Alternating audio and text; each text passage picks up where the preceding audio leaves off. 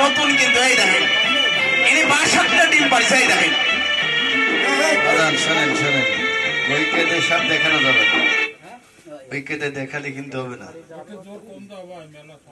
বইকেতে দেখানো যাবে না। এই সাপ সাইড দিয়ে একবারে ছাড়তে হবে। ওই যে উস্তাদরা যেরকম ছাপান খেলা সিস্টেম দেখা, তো সাইড দিয়ে বাসটা একবারে ছেড়ে দিয়ে, বুঝছো, ওইরকম কম কায়দে দেখাইতে হবে।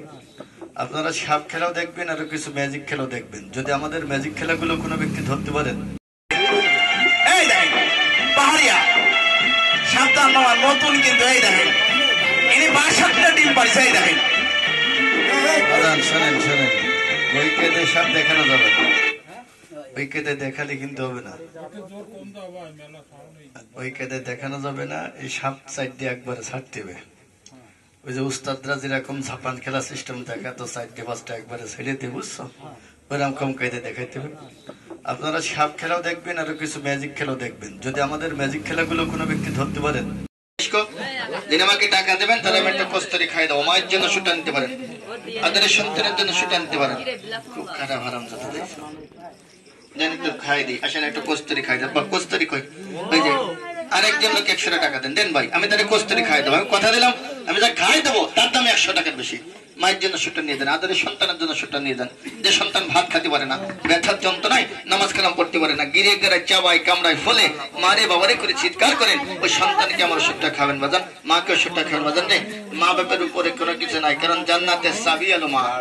ওই মাকেও সুটা খাওয়ান বাজান, বাবাকেও সুটা খাবেন। মা বাপের উপরে কোনো কিছু নাই। যে মা বাপ নামাজ কালাম পড়তে গেলে খুবই কষ্ট বোধ করে, গিরে গেড়ায় চাবাচ্ছে কামড়াচ্ছে, ওই মাকেও সুটা খাওয়ান বাজান। যদি মন চাই আমাকে 100 টাকা দেন, একটা লোক 100 টাকা দেন। ভাই আমি তার একটু কস্তরি খাই দিচ্ছি, দেখেন তো দাদা, দেন 100 টাকা দেন। কোন ব্যক্তি আছেন দেখেন তো, গ্যাস্ট্রিকের সমস্যা, ভাত খেতে পারেন না। হ্যাঁ এটা তুমি এরম বলে দেখা কেউ না, রাসেল ভাইবার দ্বারা পড়িছে। হ্যাঁ হ্যাঁ এই হয়েছে কাকা। সাপ কোনটা কি কালার মালার করে কি নেটে যে কোন কাদায় যে কি বিটারা কি করে দিচ্ছে আমি এটাই বুঝতেছি না।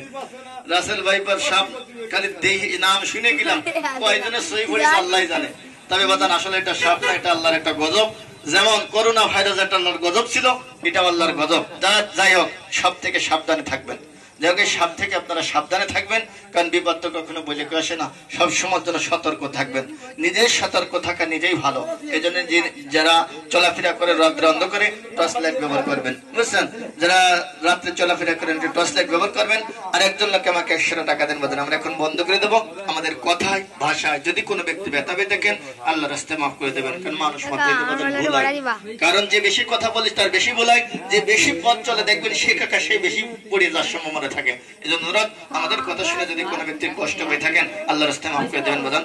আর কথায় ভাষায় বলে মাফ করে দেবেন। আর 3টা ওষুধ আছে, 3 লক্ষ ওষুধটা পাবেন। যদি নিতে চান আসবেন, আমাদের গোছাতে গোছাতে আমরা আপনাদের হাতে ওষুধ তুলে দেবো। যারা 100 টাকা দিচ্ছেন যদি পারেন আরেকটা ওষুধ ধরে নেবেন বাজান, কারণ যে কোনো ফার্মেসিতে ওষুধটা